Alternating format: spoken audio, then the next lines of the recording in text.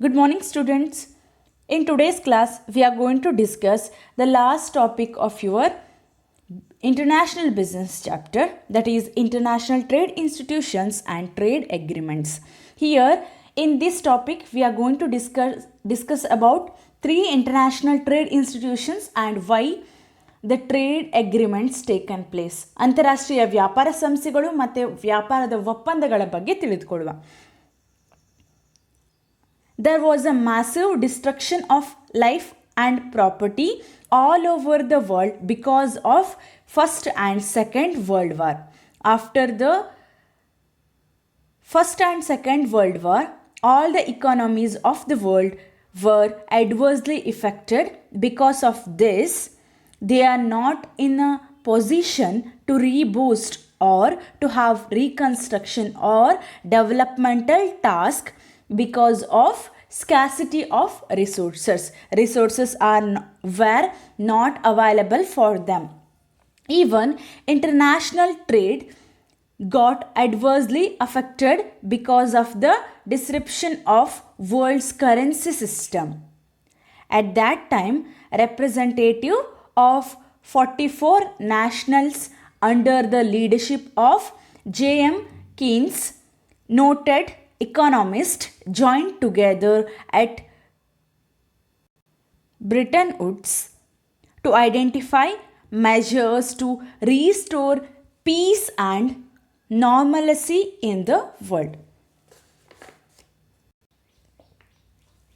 The meeting was concluded with the setting up of three international institutions, namely IMF, International Monetary Fund, International Bank for Reconstruction and Development IBRD, and the International Trade Organization ITO. They considered these three organizations as the pillars of economic development of the world. The World Bank was assigned with the task of reconstructing war-torn economies, especially Europe. The IMF was entrusted with the responsibility of ensuring stabilization of exchange rates to pave the way for expansion of world trade. The main objective of ITO, as they could foresee at that time, was to promote and facilitate international trade among the member countries by overcoming various restrictions and discriminations that were being practiced at that time. ಪ್ರಪಂಚದ ಮೊದಲನೇ ಮಹಾಯುದ್ಧ ಮತ್ತು ಎರಡನೇ ಮಹಾಯುದ್ಧ ಇದರಿಂದ ಇಡೀ ವಿಶ್ವದಲ್ಲಿ ಅಪಾರ ಪ್ರಮಾಣದ ಜೀವಹಾನಿಯ ಜೊತೆಗೆ ಆಸ್ತಿ ಹಾನಿ ಸಂಭವಿಸ್ತವೆ. ವಿಶ್ವದ ಬಹುತೇಕ ರಾಷ್ಟ್ರಗಳ ಆರ್ಥಿಕ ಸ್ಥಿತಿ ತುಂಬ ಹದಗೆಟ್ಟಿತು. ಸಂಪನ್ಮೂಲಗಳ ಅಭಾವದಿಂದ ಪುನರ್ನಿರ್ಮಾಣ ಮತ್ತು ಅಭಿವೃದ್ಧಿ ಕಾರ್ಯಗಳನ್ನು ಕೈಗೊಳ್ಳಲು ಸಾಧ್ಯವಾಗುತ್ತಿರಲಿಲ್ಲ. ದೇಶಗಳ ನಡುವೆ ಅಂತಾರಾಷ್ಟ್ರೀಯ ವ್ಯಾಪಾರವು ವಿಶ್ವದ ಕರೆನ್ಸಿ ವ್ಯವಸ್ಥೆಯ ಛಿದ್ರಗೊಳಿಸುವಿಕೆಯಿಂದಾಗಿ ಪ್ರತಿಕೂಲ ಪ್ರಭಾವಕ್ಕೆ ಒಳಗಾಗ್ತವೆ. ಸಾಮಾನ್ಯವಾಗಿ ಮಾನ್ಯತೆ ಹೊಂದಿದ ವಿನಿಮಯ ದರ ಅಸ್ತಿತ್ವದಲ್ಲಿ ಇರಲಿಲ್ಲ. ಅಂತಹ ಸಂದರ್ಭದಲ್ಲಿ ಹೆಸರಾಂತ ಅರ್ಥಶಾಸ್ತ್ರಜ್ಞ J.M. ಕೀನ್ಸ್ ನೇತೃತ್ವದಲ್ಲಿ ಬ್ರಿಟನ್ ವುಡ್ನಲ್ಲಿ 44 ದೇಶಗಳ ಪ್ರತಿನಿಧಿಗಳು ವಿಶ್ವದಲ್ಲಿ ಶಾಂತಿ ಮತ್ತು ಸಹಜ ಸ್ಥಿತಿಯನ್ನು ಪುನಃಸ್ಥಾಪಿಸಲು ಒಂದೆಡೆ ಸೇರ್ತಾರೆ. ಸಭೆಯು 3 ಅಂತಾರಾಷ್ಟ್ರೀಯ ಸಂಸ್ಥೆಗಳನ್ನು ಸ್ಥಾಪನೆ ಮಾಡಬೇಕು ಅಂಥೇಳಿ ನಿರ್ಣಯವನ್ನು ಕೈಗೊಳ್ತವೆ. ಅದರ ಫಲವಾಗಿ ಅಂತಾರಾಷ್ಟ್ರೀಯ ಹಣಕಾಸು ನಿಧಿ, ಅಂತಾರಾಷ್ಟ್ರೀಯ ಪುನರ್ನಿರ್ಮಾಣ ಮತ್ತು ಅಭಿವೃದ್ಧಿ ಬ್ಯಾಂಕ್ ಹಾಗೆ ವಿಶ್ವ ವ್ಯಾಪಾರ ಸಂಸ್ಥೆಗಳು ಹುಟ್ಟಿಕೊಂಡವು. ಈ 3 ಸಂಘಟನೆಗಳನ್ನು ವಿಶ್ವದ ಆರ್ಥಿಕ ಅಭಿವೃದ್ಧಿಯ 3 ಆಧಾರ ಸ್ತಂಭಗಳೆಂದು ಪರಿಗಣಿಸಲಾಗ್ತವೆ. ವಿಶ್ವ ಬ್ಯಾಂಕಿಗೆ ಯುದ್ಧ ಪೀಡಿತ ಅರ್ಥವ್ಯವಸ್ಥೆಗಳು, ವಿಶೇಷವಾಗಿ ಯುರೋಪ್ ದೇಶಗಳ ಆರ್ಥಿಕ ವ್ಯವಸ್ಥೆಯ ಪುನರ್ನಿರ್ಮಾಣ ಕಾರ್ಯವನ್ನು ಒಪ್ಪಿಸಲಾಗ್ತದೆ. ಅಂತಾರಾಷ್ಟ್ರೀಯ ಹಣಕಾಸು ಸಂಸ್ಥೆಗೆ ವಿಶ್ವ ವ್ಯಾಪಾರವನ್ನು ಅಭಿವೃದ್ಧಿಪಡಿಸಲು ಅಗತ್ಯವಾದ ವಿನಿಮಯ ದರವನ್ನು ನಿಯಂತ್ರಿಸುವ ಕಾರ್ಯವನ್ನು ವಹಿಸಲಾಯಿತು. ವಿಶ್ವ ವ್ಯಾಪಾರ ಸಂಘಟನೆಯು ಸದಸ್ಯ ರಾಷ್ಟ್ರಗಳ ಅಂತಾರಾಷ್ಟ್ರೀಯ ವ್ಯಾಪಾರವನ್ನು ಅಭಿವೃದ್ಧಿಪಡಿಸುವುದು ಮತ್ತು ಅದರಲ್ಲಿರುವಂತಹ ತೊಡಕುಗಳನ್ನು ನಿವಾರಿಸುವ ಹೊಣೆಗಾರಿಕೆಯನ್ನು ವಹಿಸಿಕೊಳ್ಳುತ್ತವೆ. ಇಲ್ಲಿ WTO ಅಂದರೆ ವಿಶ್ವ ವ್ಯಾಪಾರ ಸಂಘಟನೆ ಏನು ಮಾಡ್ತವೆ, ಸದಸ್ಯ ರಾಷ್ಟ್ರಗಳ ಅಂತಾರಾಷ್ಟ್ರೀಯ ವ್ಯಾಪಾರವನ್ನು ಅಭಿವೃದ್ಧಿಪಡಿಸ್ತವೆ. ಹಾಗೆ ಆ ವ್ಯಾಪಾರದಲ್ಲಿ ಏನಾದರೂ ತೊಡಕುಗಳು ಅಡಚಣೆಗಳು ಉಂಟಾದರೆ ಅವನ್ನು ನಿವಾರಿಸ್ತೇವೆ ಅಂತ ಹೇಳಿ ತಾವು ಹೊಣೆಗಾರಿಕೆಯನ್ನು ತಗೊಳ್ತವೆ. 3 important international trade institutions are, 3 ಅಂತಾರಾಷ್ಟ್ರೀಯ ಸಂಸ್ಥೆಗಳು ಯಾವುದು ಅಂತ ಹೇಳಿದ್ರೆ ವರ್ಲ್ಡ್ ಬ್ಯಾಂಕ್, ವಿಶ್ವ ಬ್ಯಾಂಕ್, IMF ಅಂತಾರಾಷ್ಟ್ರೀಯ ಹಣಕಾಸು ನಿಧಿ, WTO ವಿಶ್ವ ವ್ಯಾಪಾರ ಸಂಘಟನೆ ಅಥವಾ ವಿಶ್ವ ವ್ಯಾಪಾರ ಸಂಸ್ಥೆ ಅಂತ ಹೇಳಿ ಕೂಡ ಕರಿತೀವಿ. The first one is World bank, ವಿಶ್ವ bank, International Bank for Reconstruction and Development, commonly it is called as World Bank. ಅಂತಾರಾಷ್ಟ್ರೀಯ ಪುನರ್ನಿರ್ಮಾಣ ಮತ್ತು ಅಭಿವೃದ್ಧಿ ಬ್ಯಾಂಕನ್ನು ವಿಶ್ವ ಬ್ಯಾಂಕ್ ಅಂಥೇಳಿ ಕರೀತಾರೆ. Then why this World Bank is established? What is the purpose? We'll see.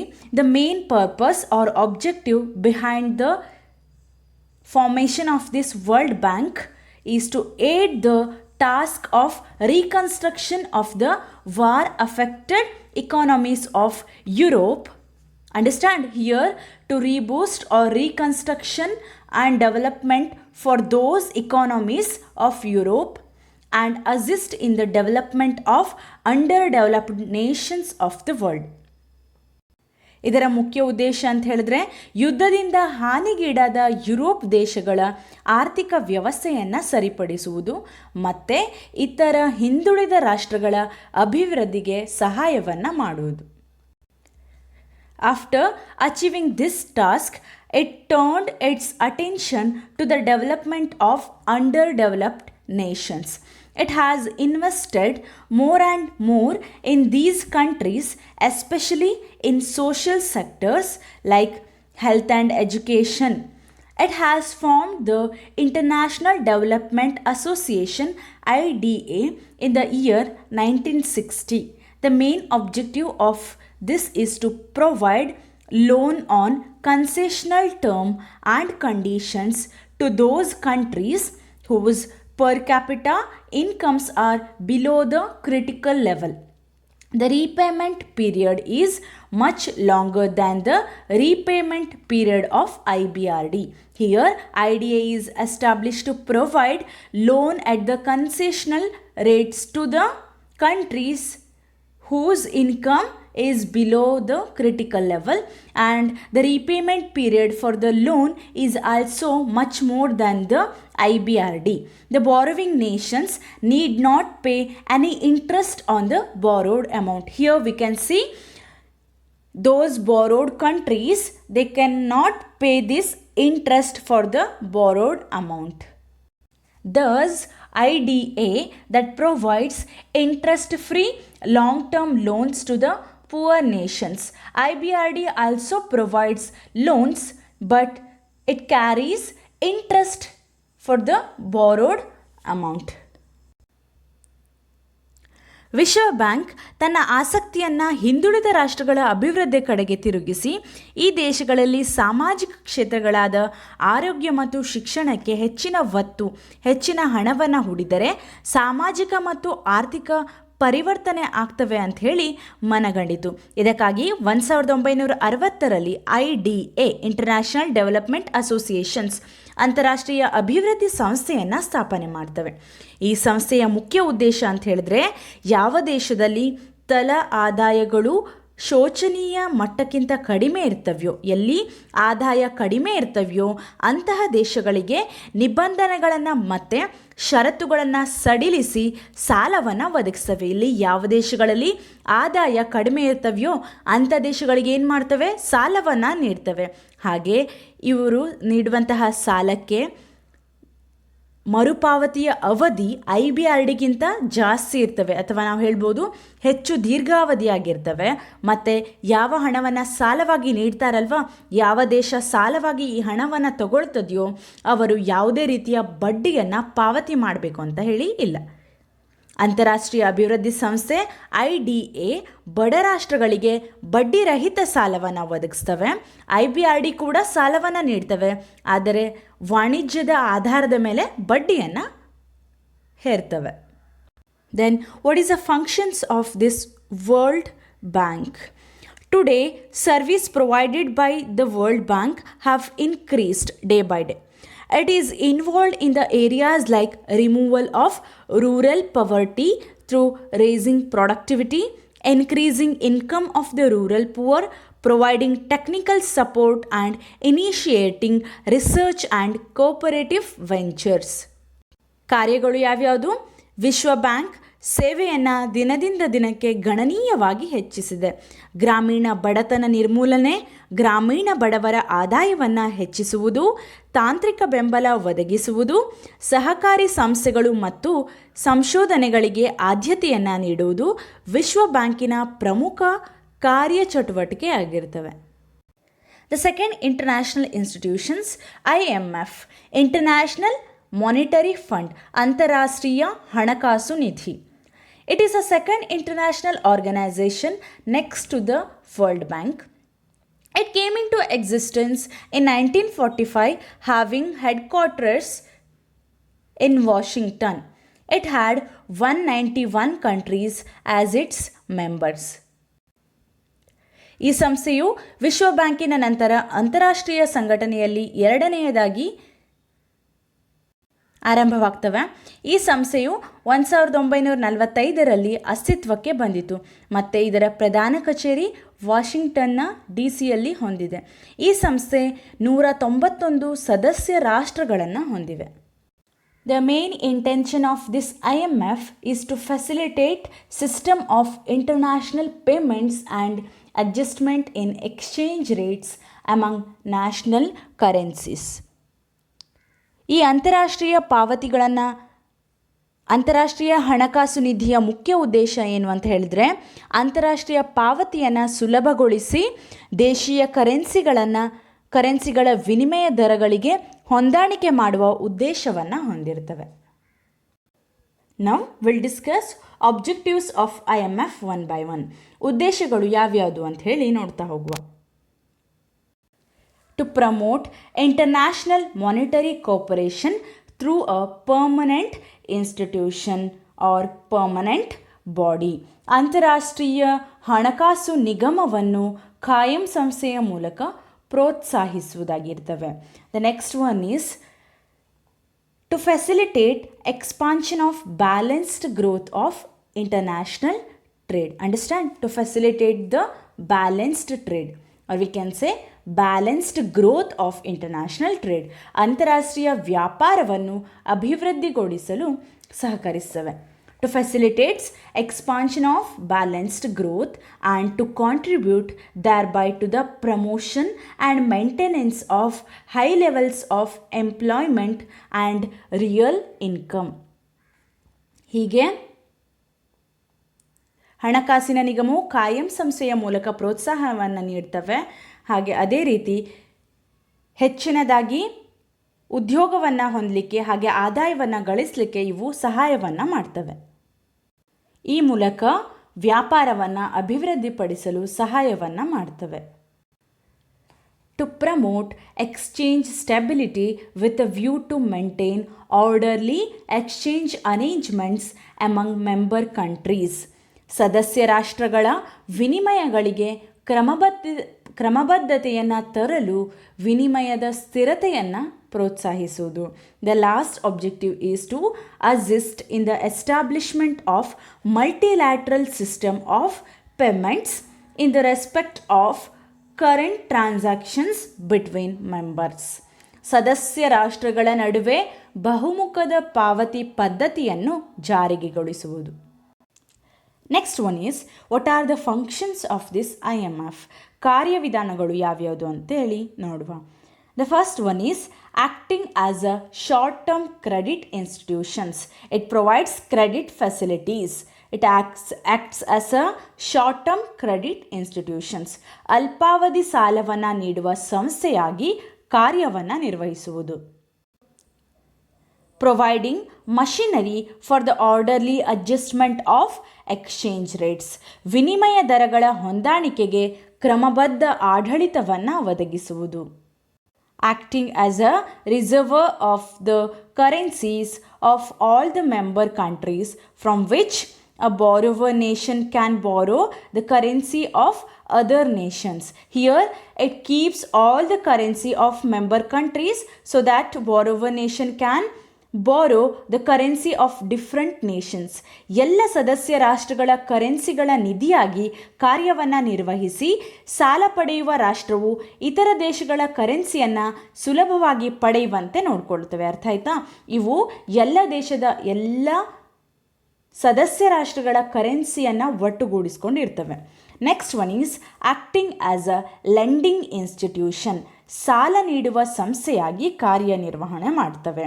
Next, providing machinery for international consultations. ಅಂತಾರಾಷ್ಟ್ರೀಯ ಸಲಹೆಗಳಿಗೆ ಆಡಳಿತ ವ್ಯವಸ್ಥೆಯನ್ನು ಒದಗಿಸ್ತವೆ.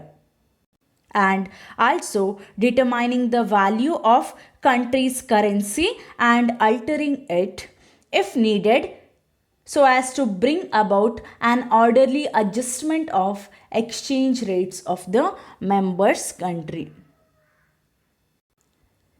ಸದಸ್ಯ ರಾಷ್ಟ್ರಗಳ ವಿನಿಮಯ ದರಗಳಲ್ಲಿ ಕ್ರಮಬದ್ಧ ಹೊಂದಾಣಿಕೆಯನ್ನು ತರಲು ದೇಶೀಯ ಕರೆನ್ಸಿಯ ಮೌಲ್ಯವನ್ನು ನಿರ್ಧರಿಸುವುದು ಮತ್ತು ಅಗತ್ಯವೆನಿಸಿದರೆ ಬದಲಾವಣೆಯನ್ನು ಮಾಡುವುದಾಗಿರ್ತವೆ. So it is about IMF, International Monetary Fund.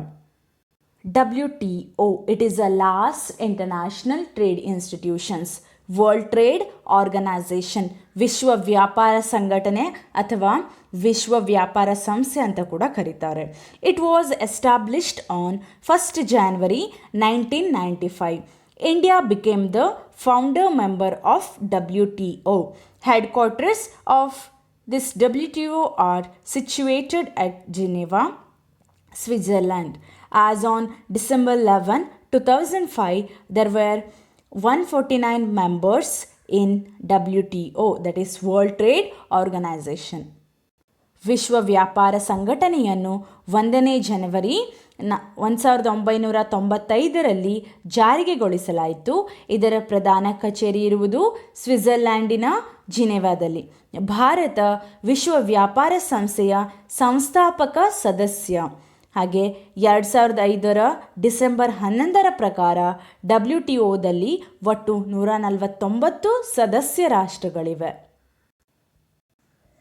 On the lines of IMF and the World Bank, it was initially decided at the Bretton Woods Conference to set up or to organize international trade organizations, that is ITO, to promote and facilitate international trade among the member countries and to overcome various restrictions and discriminations as were being practiced at that time. But it was not possible with the opposition of United States. Later, the members who were present at the Bretton Woods Conference, they decided themselves to liberalize the world from high custom tariffs and various types of restrictions. They did arrangement called GATT, general agreement for tariffs and trade. ಸದಸ್ಯ ರಾಷ್ಟ್ರಗಳ ಅಂತಾರಾಷ್ಟ್ರೀಯ ವ್ಯಾಪಾರವನ್ನು ಅಭಿವೃದ್ಧಿಗೊಳಿಸಲು ಮತ್ತು ಆಗ ಆಚರಣೆಯಲ್ಲಿದ್ದ ಅನೇಕ ನಿರ್ಬಂಧವನ್ನು ಮತ್ತು ವ್ಯತ್ಯಾಸಗಳನ್ನು ಸರಿಪಡಿಸುವ ಕಾರಣದಿಂದಾಗಿ ಬ್ರೆಟನ್ ವುಡ್ಸ್ ಸಮ್ಮೇಳನದಲ್ಲಿ ಅಂತಾರಾಷ್ಟ್ರೀಯ ವ್ಯಾಪಾರ ಸಂಘಟನೆ ITO ಅನ್ನು ಪ್ರಾರಂಭ ಮಾಡಬೇಕು ಅಂತ ಹೇಳಿ ತೀರ್ಮಾನ ಕೈಗೊಳ್ಳಲಾಗ್ತವೆ. ಆದರೆ ಯುನೈಟೆಡ್ ಸ್ಟೇಟ್ಸ್ನ ವಿರೋಧದಿಂದಾಗಿ ಇದು ಸಾಧ್ಯ ಆಗಲಿಲ್ಲ. ಹಾಗೆ ಬ್ರೆಟನ್ ವುಡ್ಸ್ ಸಮ್ಮೇಳನದಲ್ಲಿ ಭಾಗಿಯಾಗಿದ್ದ ಅನೇಕ ರಾಷ್ಟ್ರಗಳು ಒಂದು ತೀರ್ಮಾನಕ್ಕೆ ಬಂದು ಉದಾರೀಕರಣವನ್ನುಗೊಳಿಸಲು ಒಪ್ಪಿಕೊಡ್ತವೆ. ಆಗ ಗ್ಯಾಟ್, ವ್ಯಾಪಾರ ಮತ್ತು ತೆರಿಗೆ ದರಗಳ ಸಾಮಾನ್ಯ ಒಪ್ಪಂದ ಅಂತ ಹೇಳಿ ಈ ಒಂದು ವ್ಯವಸ್ಥೆಯನ್ನು ಜಾರಿಗೆ ತರ್ತಾರೆ. GATT came into existence with effect on 1st January 1948 and remained in force till December 1994.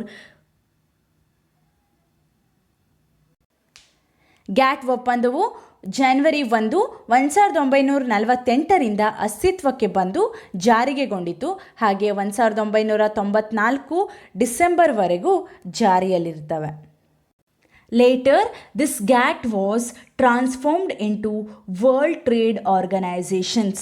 ಈ ಗ್ಯಾಟ್ ಅನ್ನೋದು ಯಾವುದಾಗಿ ಬದಲಾಗ್ತವೆ? ವಿಶ್ವ ವ್ಯಾಪಾರ ಸಂಘಟನೆಯಾಗಿ ಪರಿವರ್ತನೆ ಆಗ್ತವೆ.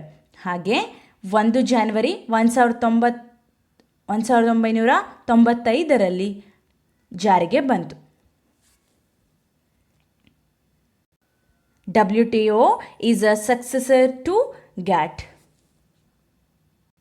Next one is objectives of WTO. ಉದ್ದೇಶಗಳು. The first one is to ensure reduction of tariffs and other trade barriers imposed by different countries. ಇಲ್ಲಿ ವಿವಿಧ ದೇಶಗಳು ವಿಧಿಸುವಂತಹ ತೆರಿಗೆಯಿಂದ ಹಾಗೆ ವ್ಯಾಪಾರ ಅಡಚಣೆಗಳನ್ನು ತೆಗೆದುಹಾಕಲಿಕ್ಕೆ WTO ಜಾರಿಗೆ ಬರ್ತವೆ.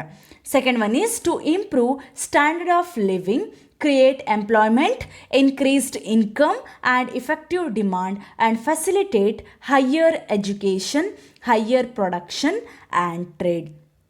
ಪ್ರಮುಖ ಚಟುವಟಿಕೆಗಳಲ್ಲಿ ಅಂದರೆ ಜೀವನ ಮಟ್ಟದ ಸುಧಾರಣೆ ಇರಬಹುದು, ಉದ್ಯೋಗದ ಸೃಷ್ಟಿ, ಆದಾಯದ ಹೆಚ್ಚಳ, ಬೇಡಿಕೆ ಉತ್ಪಾದನೆ ಹಾಗೆ ವ್ಯಾಪಾರವನ್ನು ಹೆಚ್ಚಿಸುವುದಕ್ಕೆ ಶ್ರಮಿಸುವುದು. To facilitate optimal use of world's resources for sustainable development. For the purpose of sustainable development of the world, it facilitated for the optimal use of the resources. ವಿಶ್ವದ ಸಂಪನ್ಮೂಲಗಳನ್ನು ನಿರಂತರ ಅಭಿವೃದ್ಧಿಗೆ ಗರಿಷ್ಠ ಪ್ರಮಾಣದಲ್ಲಿ ಉಪಯೋಗಿಸಲಿಕ್ಕೆ ಸಹಾಯವನ್ನು ಮಾಡ್ತವೆ.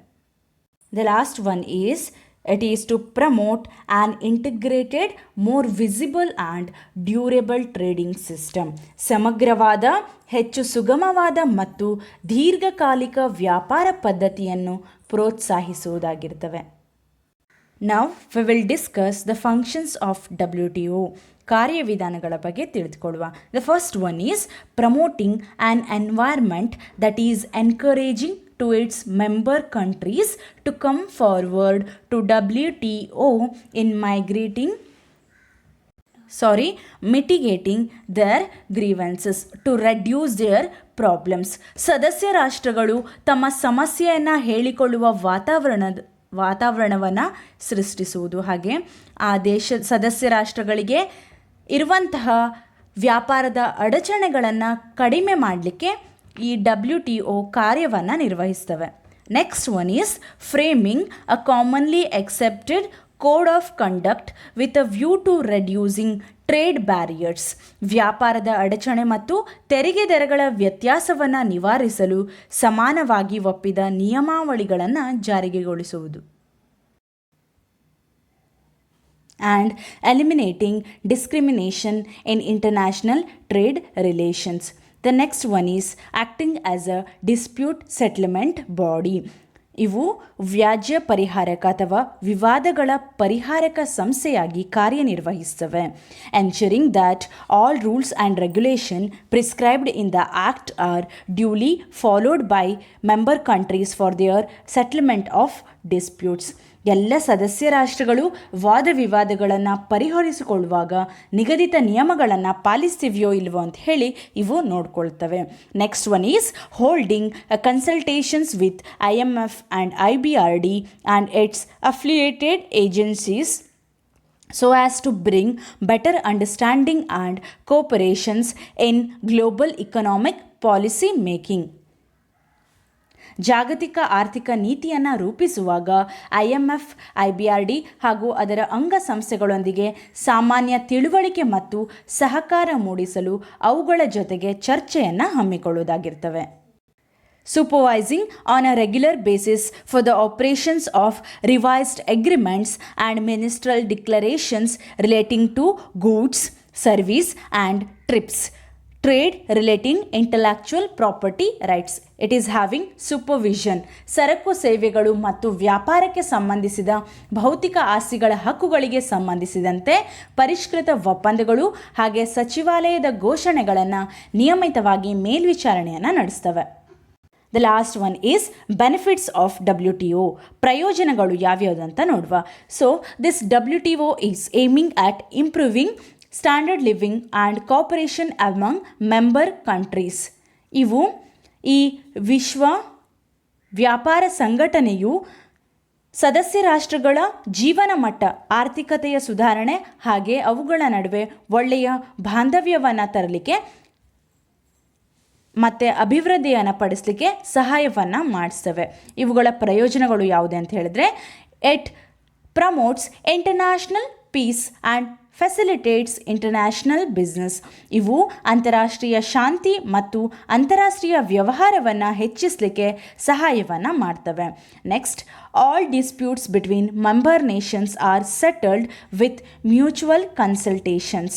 ಸದಸ್ಯ ರಾಷ್ಟ್ರಗಳ ವಿವಾದಗಳನ್ನು ಪರಸ್ಪರ ಸಲಹೆ ಸೂಚನೆಗಳಿಂದ ಇವು ಬಗೆಹರಿಸ್ತವೆ. It frames rules to make international trade and relations very smooth and predictable. ಅಂತಾರಾಷ್ಟ್ರೀಯ ವ್ಯಾಪಾರ ಮತ್ತು ಸಂಬಂಧಗಳ ನಿಯಮಗಳ ಮೂಲಕ ಸುಗಮಗೊಳಿಸ್ತವೆ. As I said, it is aiming at improving standard of living. Free trade improves the living standard of the people by increasing their income level. ಮುಕ್ತ ವ್ಯಾಪಾರ ಜೀವನ ಮಟ್ಟ ಮತ್ತು ಆದಾಯ ಮಟ್ಟವನ್ನು ಸುಧಾರಿಸ್ತವೆ.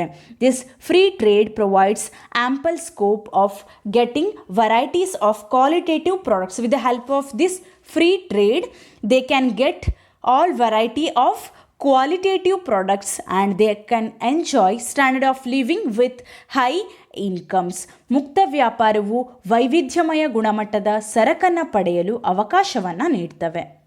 And with the help of this free trade, economic development of the country of the world is also possible. ಮುಕ್ತ ವ್ಯಾಪಾರದಿಂದಾಗಿ ಆರ್ಥಿಕ ಬೆಳವಣಿಗೆ ಕೂಡ ವೇಗವಾಗಿ ಆಗ್ತವೆ. The system encourages good government. ಮುಕ್ತ ವ್ಯಾಪಾರ ಪದ್ಧತಿಯು ಒಳ್ಳೆಯ ಸರ್ಕಾರವನ್ನು ಪ್ರೋತ್ಸಾಹಿಸ್ತವೆ. It helps in the growth and developing countries by providing them with special and preferential treatment in trade related matters. With the help of this WTO, with the help of free trade, it is helpful for the increase of standard of living and increasing level of income, and the people can enjoy variety of qualitative products. ಈ ಮುಕ್ತ ವ್ಯಾಪಾರದಿಂದಾಗಿ ಜೀವನದ ಮಟ್ಟ ಸುಧಾರಣೆ ಆಗ್ತವೆ, ಹಾಗೆ ಆದಾಯದ ಮಟ್ಟ ಕೂಡ ಸುಧಾರಣೆ ಹೊಂದವೆ. ಇದರಿಂದ ಒಳ್ಳೆಯ ಸರ್ಕಾರ ಕೂಡ ಪ್ರೋತ್ಸಾಹವಾಗ್ತವೆ. ಅಭಿವೃದ್ಧಿ ಹೊಂದುತ್ತಿರುವ ರಾಷ್ಟ್ರಗಳಿಗೆ ವ್ಯಾಪಾರ ಸಂಬಂಧದ ವಿಷಯಗಳಿಗೆ ವಿಶೇಷತೆ ಮತ್ತು ಪ್ರಾಶಸ್ತ್ಯವನ್ನು ನೀಡುವುದರಿಂದ ಅವುಗಳ ಬೆಳವಣಿಗೆಗೆ ಸಹಾಯವನ್ನು ಮಾಡ್ತವೆ. Understand, in today's class we discussed 3 important international trade institutions, that is World Bank, IMF and WTO. ಇವತ್ತು ನಾವು 3 ಅಂತಾರಾಷ್ಟ್ರೀಯ ವ್ಯಾಪಾರ ಸಂಸ್ಥೆಗಳ ಬಗ್ಗೆ ಡಿಸ್ಕಸ್ ಮಾಡಿದ್ವಿ. ಮೊದಲನೇದಾಗಿ ವಿಶ್ವ ಬ್ಯಾಂಕ್, ಹಾಗೆ IMF ಇಂಟರ್ನ್ಯಾಷನಲ್ ಮಾನಿಟರಿ ಫಂಡ್, ಅಂತಾರಾಷ್ಟ್ರೀಯ ಹಣಕಾಸು ನಿಧಿ, ಹಾಗೆ ವಿಶ್ವ ವ್ಯಾಪಾರ ಸಂಘಟನೆ. Here it comes end of your last chapter. Thank you.